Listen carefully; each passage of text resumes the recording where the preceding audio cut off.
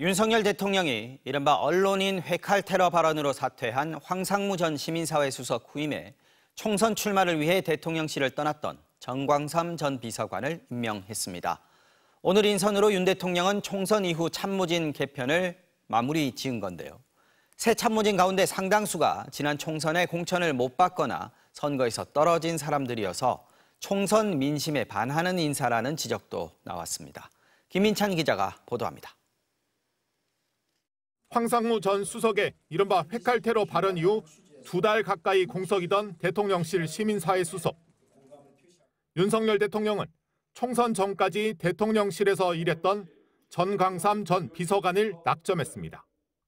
2번의 대통령실 비서관 경험을 토대로 시민사회의 다양한 목소리가 국정 운영에 반영될 수 있도록 현장의 의견을 경청하고 조율하는 데 적임이라 생각됩니다.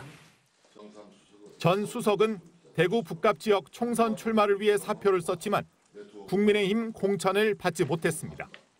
그리고 5개월 만에 비서관에서 수석으로 승진해 다시 돌아온 겁니다. 많이 듣고 가감 없이 있는 그대로 전달하는 게 저한테 주어진 임무고 역할이라고 생각을 합니다. 여당의 총선 참패 이후 대통령실로 재취업하는 인사들이 늘고 있습니다.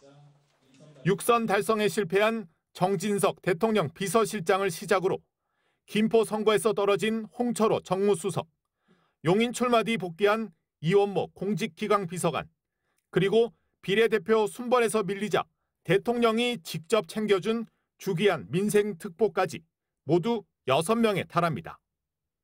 이 가운데 정광삼 수석과 이원모 비서관은 총선 출마를 위해 대통령실을 관뒀다가 불과 반년도 안 돼 다시 돌아온 경우입니다.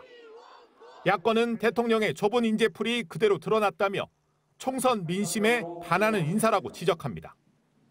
인사의 기준이 친소관계가 되면 인사가 망사가 되는 겁니다. 혹시나 인재마저 재활용해야 하는 처지라면 참 딱해 보입니다. 대통령실 개편 이유는 총선 참패에 따른 국정 쇄신입니다. 다시 돌아온 대통령 참모들 가운데 지난 2년간 국정 난맥 책임에서 자유로운 사람은 없어 보입니다. MBC 뉴스 김민찬입니다.